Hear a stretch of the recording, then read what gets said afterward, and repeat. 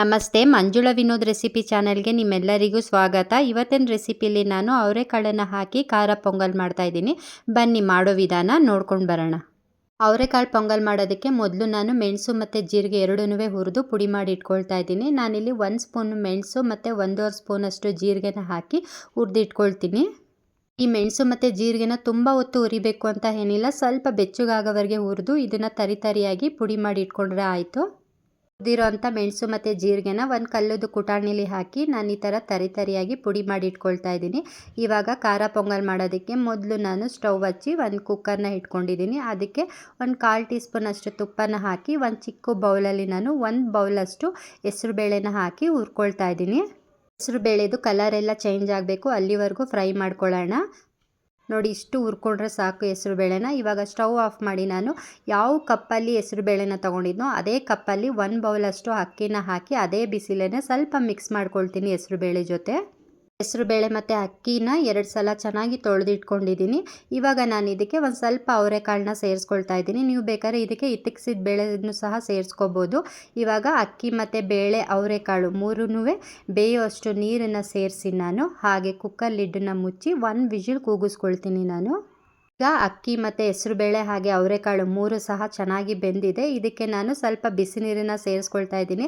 ಅಂದರೆ ಖಾರ ಪೊಂಗಲ್ನ ಇನ್ನೊಂದು ಸ್ವಲ್ಪ ತೆಳು ಮಾಡ್ಕೊಳ್ಳೋಕ್ಕೋಸ್ಕರ ಸ್ವಲ್ಪ ಬಿಸಿ ನೀರನ್ನು, ಅಂದರೆ 1 ಲೋಟದಷ್ಟು ಬಿಸಿ ನೀರನ್ನು ಸೇರಿಸ್ಕೊಳ್ತಾ ಇದ್ದೀನಿ. ನಿಮಗೆ ಖಾರ ಪೊಂಗಲ್ಲು ಎಷ್ಟು ಗಟ್ಟಿ ಬೇಕೋ ತೆಳು ಬೇಕೋ ನೋಡಿ ನೀರನ್ನು ಸೇರಿಸ್ಕೊಳ್ಳಿ. ಬಿಸಿ ನೀರನ್ನು ಆ್ಯಡ್ ಮಾಡ್ಕೊಳ್ಳಿ, ಆವಾಗ ಖಾರ ಪೊಂಗಲ್ಲು ಚೆನ್ನಾಗಿರುತ್ತೆ. ನೀರನ್ನು ಹಾಕಿದ್ಮೇಲೆ ನಾನು ಒಂದು ಸಲ ಚೆನ್ನಾಗಿ ಮಿಕ್ಸ್ ಮಾಡಿ ರುಚಿಗೆ ತಕ್ಕಷ್ಟು ಕಲ್ಲುಪ್ಪನ್ನು ಸೇರಿಸಿ ಹಾಗೆ ಒಂದು ಅರ್ಧ ಟೀ ಸ್ಪೂನಷ್ಟು ಅರಿಶಿನ ಹಾಕಿ ಮತ್ತೆ ಒಂದು ಸಲ ಚೆನ್ನಾಗಿ ಮಿಕ್ಸ್ ಮಾಡಿ ಇದನ್ನು ಕುದಿಯೋದಕ್ಕೆ ಬಿಡ್ತೀನಿ. ಸಣ್ಣ ಉರಿಲಿ ಕುದಿಯೋದಕ್ಕೆ ಬಿಡಬೇಕು, ಇಲ್ಲಾಂದರೆ ತಳ ಹಿಡಿದ್ಬಿಡುತ್ತೆ. ಹಾಗೆ ಈ ಥರ ಕೈ ಆಡಿಸ್ತಾ ಇರಬೇಕು 1 ಸ್ಪೂನ್ ಸಹಾಯದಿಂದ. ನೋಡಿ, ನಾನು ಖಾರ ಪೊಂಗಲ್ನ ಈ ಕನ್ಸಿಸ್ಟೆನ್ಸಿಲಿ ಮಾಡ್ಕೊಂಡಿದ್ದೀನಿ. ಇಷ್ಟು ತೆಳುವಾಗಿದ್ದರೆ ಖಾರ ಪೊಂಗಲ್ಲು ತಿನ್ನೋದಕ್ಕೂ ತುಂಬ ಚೆನ್ನಾಗಿರುತ್ತೆ. ಇವಾಗ ನಾನು ಇದಕ್ಕೆ 1.5 ಟೀ ಸ್ಪೂನಷ್ಟು ಮೆಣಸು ಮತ್ತು ಜೀರಿಗೆ ಎರಡನ್ನೂ ಹುರಿದು ಪುಡಿ ಮಾಡಿ ಇಟ್ಕೊಂಡಿದ್ದೀನಲ್ಲ, ಅದನ್ನು ಹಾಕಿ ಮತ್ತೆ ಒಂದು ಸಲ ಚೆನ್ನಾಗಿ ಮಿಕ್ಸ್ ಮಾಡಿ ನಾನು ಇದನ್ನು ಸಣ್ಣ ಉರಿಲಿ ಕುದಿಯೋದಕ್ಕೆ ಬಿಡ್ತೀನಿ. ಹಾಗೆ ಸ್ಪೂನ್ ಸಹಾಯದಿಂದ ನಾವು ಕೈ ಆಡಿಸ್ತಾ ಇರಬೇಕು, ಇಲ್ಲಾಂದರೆ ತಳ ಹಿಡಿದ್ಬಿಡುತ್ತೆ ಪೊಂಗಲ್ಲು. ಈಗ ಮೆಣಸು ಮತ್ತು ಜೀರಿಗೆ ಎರಡೂ ಈ ಅಕ್ಕಿ ಹೆಸರು ಬೇಳೆ ಜೊತೆ ಚೆನ್ನಾಗಿ ಮಿಕ್ಸ್ ಆಗಿದೆ. ಹಾಗೆ ಇದನ್ನು ಸಣ್ಣ ಉರಿಲಿ ಕುದಿಸ್ಕೊಂಡು ನಾವು ಸ್ಟವ್ ಆಫ್ ಮಾಡ್ತಾ ಇದ್ದೀನಿ. ಇವಾಗ ನಾನು ಕೊನೆಯದಾಗಿ ಈ ಪೊಂಗಲ್ಗೆ ಒಂದು ಒಗ್ಗರಣೆ ಮಾಡ್ಕೊಳ್ತಾ ಇದ್ದೀನಿ. ಅದಕ್ಕೆ ನಾನು 1 ಸ್ಪೂನಷ್ಟು ಬೆಣ್ಣೆನ ಹಾಕ್ಕೊಳ್ತಾ ಇದ್ದೀನಿ. ನೀವು ಇದಕ್ಕೆ ಎಣ್ಣೆ ಅಥವಾ ತುಪ್ಪ ಏನು ಬೇಕಾದರೂ ಯೂಸ್ ಮಾಡ್ಕೋಬೋದು. ಹಾಗೆ ಬೆಣ್ಣೆ ಎಲ್ಲ ಸ್ವಲ್ಪ ಬಿಸಿ ಆದಮೇಲೆ ನಾನು ಒಗ್ಗರಣೆಗೆ ಸಾಸಿವೆ ಮತ್ತು ಗೋಡಂಬಿ ಹಾಕ್ಕೊಂಡಿದ್ದೀನಿ. ಗೋಡಂಬಿ ಎಲ್ಲ ಚೆನ್ನಾಗಿ ಫ್ರೈ ಆದಮೇಲೆ ನಾನು ಕಟ್ ಮಾಡಿ ಇಟ್ಕೊಂಡಿರೋಂಥ ಹಸಿಮೆಣ್ಸಿನ್ಕಾಯಿ ಕರ್ಬೇವಿನ ಸೊಪ್ಪನ್ನು ಹಾಕಿ ಚೆನ್ನಾಗಿ ಮಿಕ್ಸ್ ಮಾಡಿ ನಾನು ಒಗ್ಗರಣೆಗೆ ಸ್ವಲ್ಪ ಶುಂಠಿ ತುರಿನೂ ಸಹ ಸೇರಿಸ್ಕೋಬೋದು. ಟೇಸ್ಟು ತುಂಬ ಚೆನ್ನಾಗಿರುತ್ತೆ. ನೋಡಿ, ಇವಾಗ ಒಗ್ಗರಣೆನ ನಾನು ಖಾರ ಪೊಂಗಲ್ಗೆ ಸೇರಿಸಿ ಒಂದು ಸಲ ಚೆನ್ನಾಗಿ ಮಿಕ್ಸ್ ಮಾಡ್ಕೊಳ್ತೀನಿ.